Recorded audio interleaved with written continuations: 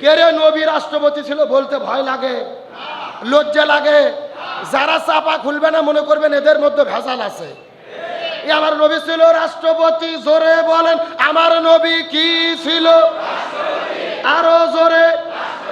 তাহলে এখন আমি আপনাদেরকে জিজ্ঞাসা করি, বলেন তো আমার নবী যদি রাষ্ট্রপতি থেকে থাকে তাহলে আমাদেরকে এই সমস্ত হুজুরদেরকে, আলেম ওলামাদেরকে সমাজের ভেতরে রাষ্ট্রপতি হওয়ার দরকার আছে না নাই? এই ওয়াজ করলে বিপদ। আল্লাহ তাআলা নবীজির সিরাত মানাকে ফরজ করেছেন। এই সম্পর্কে আল্লাহ তাআলা 1450 বছর আগে কোরআনুল কারীমের মধ্যে আল্লাহ তাআলা কত চমৎকার করে বলেন। আল্লাহ রাব্বুল আলামিনের ঘোষণা, কুল ইন কুনতুম তুহিব্বুনাল্লাহা ফাত্তাবিউনি ইউহিব্বুকুমুল্লাহ ওয়া ইয়াগফির লাকুম যুনুবাকুম আল্লাহু গফুরুর রহিম। সূরা আল ইমরান 3 নম্বর পারার 13 নম্বর পৃষ্ঠার 4 নম্বর লাইন 4 নম্বর করে 31 নম্বর আয়াতে কারিমা তাফসীর ইবনে কাসিরের মধ্য থেকে বলতেছি, আল্লাহ রাব্বুল আলামিন বলে, পৃথিবীর মানুষেরা গভীর মনোযোগ।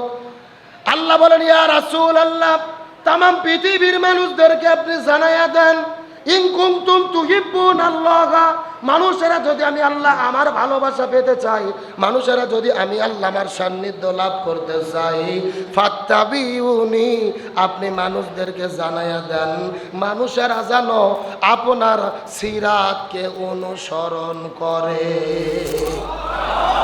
আল্লাহ বলতেছে, মানুষেরা যদি আমার ভালোবাসা পেতে চায়, আমার সান্নিধ্য লাভ করতে চায়, চিৎকার করে বলেন, আমরা আল্লাহর ভালোবাসা চাই কি চাই না?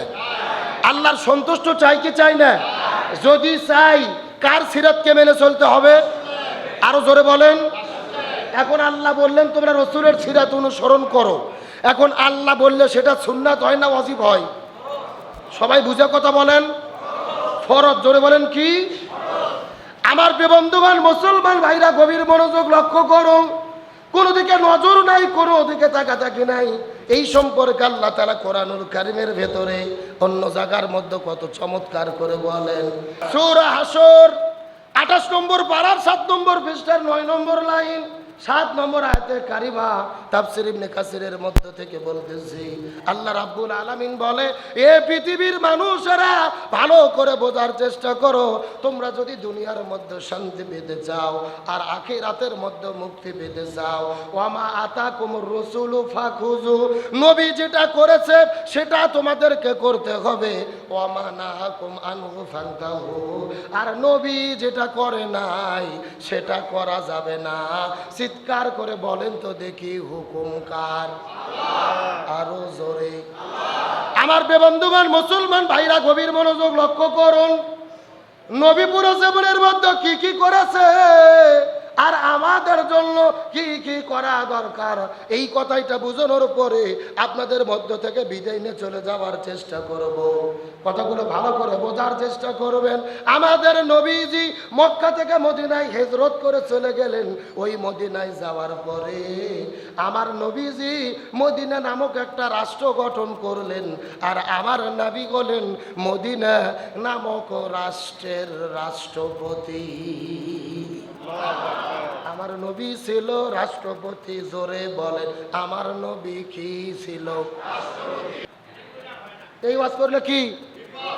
আমরা যদি বলি খাবার পরে মিষ্টি খাওয়া সুন্নাত, সবাই বলে সুবহানাল্লাহ সুবহানাল্লাহ, তার মানে আরো খাবার চাই। আরো জোরে বলেন।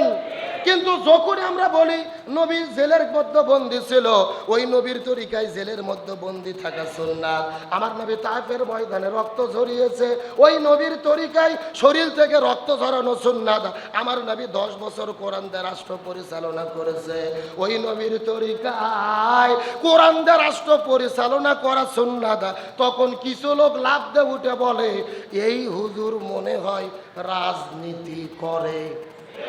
এ কতক্ষণ কথা কন, এদের কাছে নামাজ রোজা হজ যাকাত রাজনীতি মনে হয় না।